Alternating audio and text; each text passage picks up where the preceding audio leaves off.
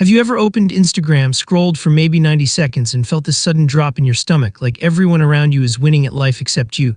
Your college roommate just posted from a rooftop bar in Cabo. Your coworker just picked up a brand new BMW. Your cousin just closed on a house with a pool, and you're sitting there in your car in a parking lot wondering what you did wrong. I need you to remember that feeling right now, because in the next few minutes I am going to show you something that most people never figure out until they are 45 years old, and it is going to change how you see every single one of those posts.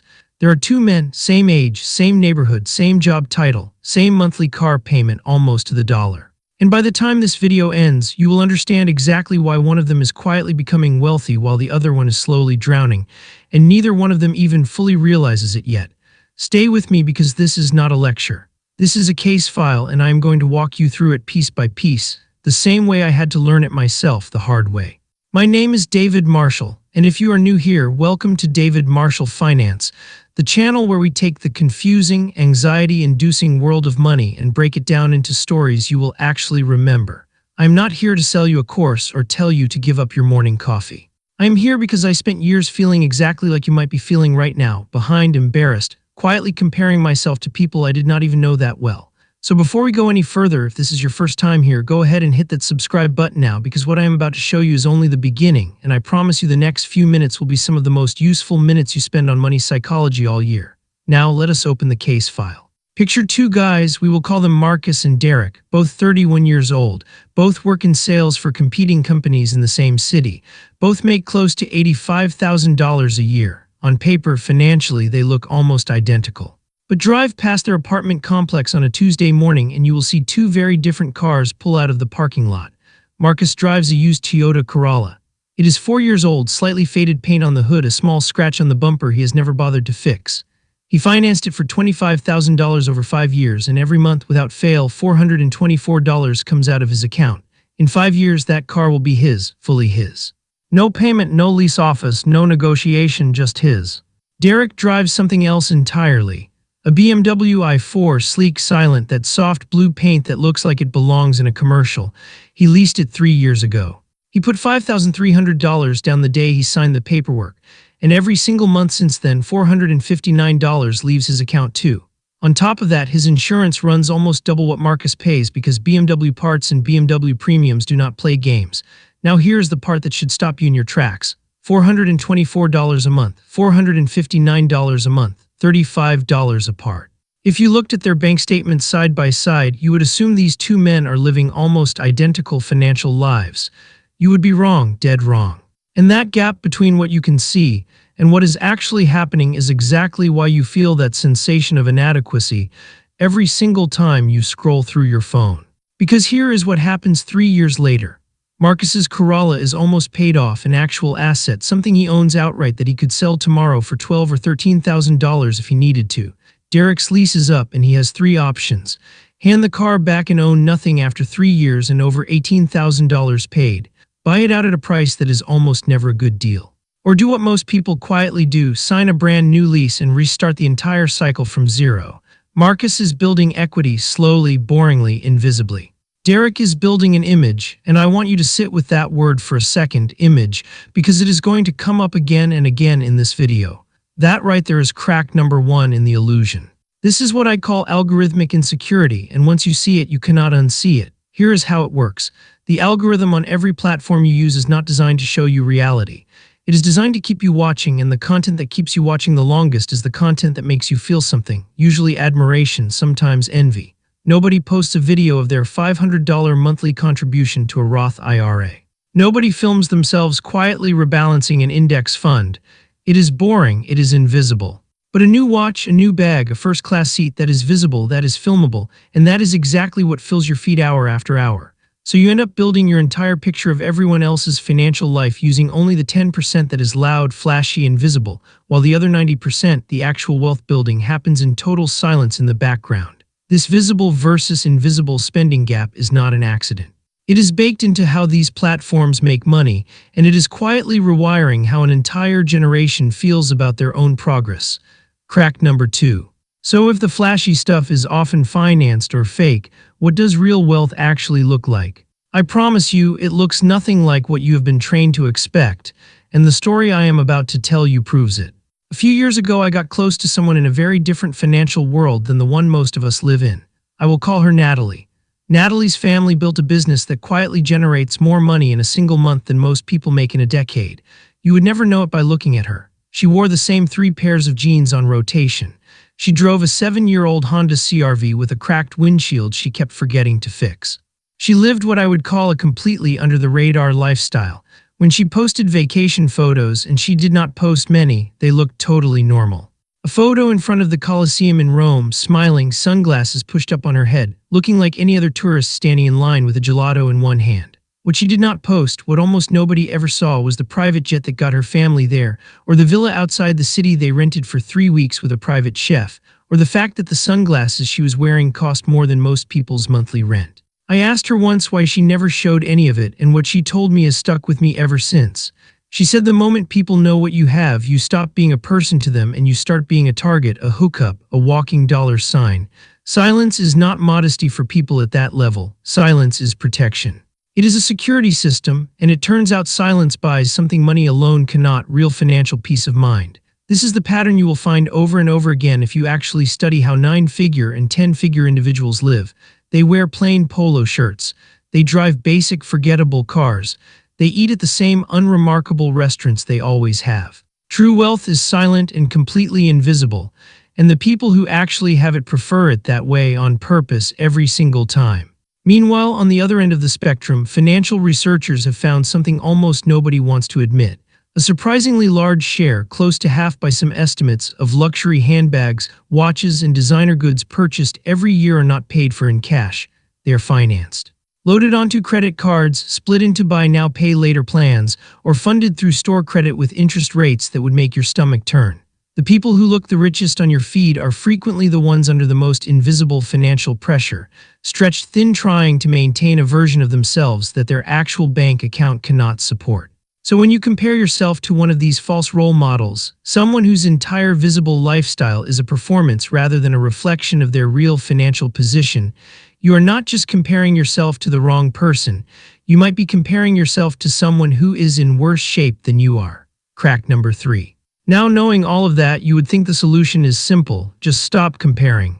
Easier said than done, and there is a real biological reason for that, one that has nothing to do with willpower. Human beings are wired for something psychologists call upward comparison bias. Left to our own devices, we almost never compare ourselves to people who have less than us. Think about it honestly. When was the last time you sat in traffic and thought, "Wow, I'm so lucky I'm not walking 3 miles home in the rain right now"? Almost never. But the second a nicer car pulls up next to you at a red light, your brain locks onto it instantly. This bias is not a flaw in your personality. It is a survival mechanism left over from thousands of years of evolution, back when noticing who had more resources in your tribe actually mattered for your survival. The problem is that mechanism was built for a world of maybe 150 people you would see across your entire lifetime. Now, thanks to your phone, you are comparing yourself to thousands of curated highlight reels every single week, and your ancient brain cannot tell the difference between your actual neighbor and an influencer on another continent. This is exactly why comparison is the thief of joy, because that upward bias quietly destroys what I call your locus of gratitude, the internal reference point you use to decide whether your own life is actually going well. And companies know this about you. They exploit it constantly. Ever heard of title inflation? It is a trick startups and even some large corporations use, where instead of giving you a real raise, they hand you a fancier title. Suddenly you are not a marketing coordinator anymore, you are vice president of brand strategy. Sounds incredible on LinkedIn, feels amazing to tell your family at Thanksgiving, but your paycheck did not move a single dollar. The comparison bias in your brain gets satisfied by the title, while the comparison bias in your bank account stays exactly where it was, and most people do not notice that gap for years. Crack number 4. And title inflation is honestly one of the gentler tricks out there.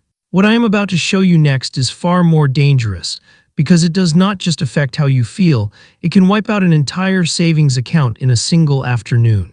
Scroll through any trading forum or finance subreddit long enough, chasing the same quick buck everyone else seems to be chasing, and you will eventually find a post like this one. A screenshot showing an account that started the week at $80,000 and ended it at $1.1 million, all from options contracts on a single volatile stock. The comments explode. Thousands of people reacting, screenshotting, sharing it into group chats.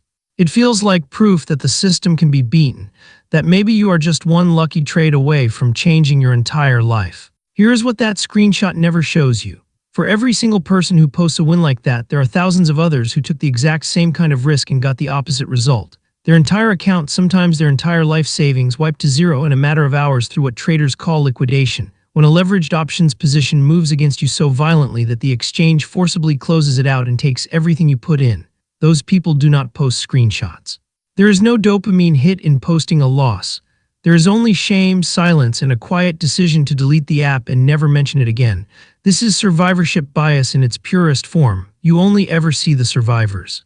The graveyard of failed trades is invisible by design, not because someone is hiding it from you, but because human nature does not broadcast its worst days. So when you feel behind because some anonymous account on the internet turned rent money into a fortune in a week, remember you are comparing your entire financial life to a single visible outlier, while the mountain of invisible losses sits completely out of view. Crack number 5. Let us flip the script for a second, because there is another version of this comparison trap that almost nobody talks about. Sometimes the person you are comparing yourself to really is making more money than you. No illusion, no financing tricks, just genuinely more income. And your brain whispers, if only I had their job, my problems would disappear. So let us actually go inside that job for a moment. Take an investment banking analyst in a major city. Base salary that sounds incredible on paper, plus a bonus that could fund a down payment on a house. Sounds like the dream, right? Now let us look at the actual life behind that number. 90, sometimes 100-hour work weeks are common in the first few years. Missed birthdays, missed holidays, sleeping 4 or 5 hours a night for months at a time. Relationships that quietly fall apart because there is simply no time left to maintain them. Or take someone working an oil rig off the coast, making genuinely impressive money, tax advantages included. But they are gone for 3, 4, sometimes 6 weeks at a stretch, missing their kids' first steps, missing anniversaries, living in a cramped bunk room with strangers, doing physically demanding work in brutal weather. The paycheck is real. The trade-off is also real, and it is usually a trade-off you're not seeing when you only look at the number on their pay stub. This is the grass is greener trap, and the way out of it is simple but uncomfortable. Before you envy someone's income, ask yourself honestly whether you would actually accept their entire life, not just their bank account, but their calendar, their stress levels, their relationships, all of it exactly as it is. Most of the time, when people are actually honest with themselves, the answer is no. Crack number 6. There is one more piece of this puzzle, and it might be the most sensitive one, so I want to walk through it carefully. Sometimes the person who seems to be doing better than you is not doing anything smarter than you at all. They simply have help you cannot see. I want you to think about a guy we will call Grant. Grant is 33, works a completely normal marketing job, nothing special about the salary. But Grant just put a large down payment on a house in a neighborhood that should be financially out of reach for someone at his income level. Grant drives a car that is fully paid off, brand new, no loan at all. Grant takes 2 or 3 genuinely nice vacations a year without ever seeming stressed about money. If you only looked at Grant's job title and salary, none of this would make sense. But if you look deeper, you would find what a lot of people never say out loud. Grant's parents quietly cover a portion of his rent every month. Grant's grandfather set up a trust that released a substantial sum on his 30th birthday. Grant's family paid for his entire college education, no loans, while you might still be paying off yours right now. None of this is Grant's fault, and none of it makes Grant a bad person. But it also is not a fair comparison, and pretending it is one is quietly destroying your own sense of progress. This silent cushion of family wealth is one of the most common and least discussed reasons people appear to be financially ahead of their peers. It is completely outside of your control, and the only fair response, the only response that actually protects your own sanity, is to focus only on the things you can control and put up blinders for the rest. Crack number 7. Let us go back to Marcus and Derek for a moment, because I promised you an ending to their story, and I always keep that promise. Fast forward 5 years. Marcus still drives that same Corolla, a little older now, fully paid off for 2 years. He took the $424 he used to send to the dealership every month and redirected almost all of it into a retirement account in a small index fund portfolio. It is not flashy. Nobody has ever complimented him on it. Nobody ever will, because nobody can see it. Derek, meanwhile, is on his second lease. A new car, another $5,000 down payment, another 3 years of $450-something a month forever, with nothing to show for it at the end except the next lease. On paper, at a glance, in a parking lot, Derek still looks like he is winning. In reality, Marcus has quietly built more net worth in 5 years than Derek has built in his entire adult life, and Derek does not even know it yet, because true wealth is silent and completely invisible, And looking wealthy and actually being wealthy are two completely different games, with two completely different rule books. 7 cracks in the illusion, and every single one of them points to the exact same conclusion. You are almost never comparing apples to apples. You are comparing your entire visible and invisible financial life to someone else's 10% highlight reel, and you will lose that comparison every single time, not because you are behind, but because the comparison itself was rigged from the start. And that brings me to something I want to leave you with in every single video on this channel, something I call the oxygen philosophy. Picture a room full of people all breathing the same air. Nobody in that room checks how much oxygen the person next to them is breathing. Nobody feels behind because someone across the room seems to be breathing more efficiently or looks more relaxed while they do it or somehow has a nicer looking breath. That would be absurd because oxygen is not a competition. There is enough for you. There is enough for them. Your lungs do not need to outperform anyone else's lungs. They just need to keep you alive one breath at a time at your own pace on your own schedule. Money, real financial security, works exactly the same way, even though almost nobody treats it that way. Your financial life is your oxygen supply. It is personal. It is sufficient when it is managed with intention, and it was never, not even for a second, meant to be measured against the person standing next to you. Marcus is not winning because Derek is losing. Marcus is winning because Marcus stopped watching Derek's car and started watching his own account balance instead. The people who seem to be pulling ahead of you online are frequently financing an illusion, hiding real stress, or quietly running on a completely different track with help you cannot see. None of that is a reflection of you. None of it is evidence that you are behind. It is simply noise dressed up to look like a scoreboard. So the next time you feel that familiar drop in your stomach while you're scrolling, I want you to remember Marcus and his paid-off Corolla. I want you to remember Natalie and her cracked windshield hiding a private jet. I want you to remember that true wealth is silent and completely invisible, and that comparison really is the thief of joy. Then I want you to put the phone down, take one breath, your own breath, and go check on your own oxygen instead. That is the entire philosophy. Breathe your own air, build your own future. Stop measuring it against everyone else's highlight reel.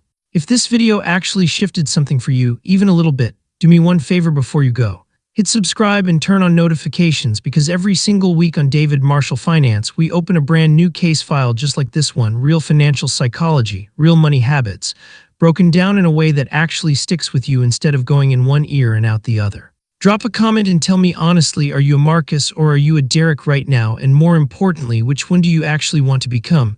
I read every single comment and I will see you in the next one. Until then, keep breathing your own air.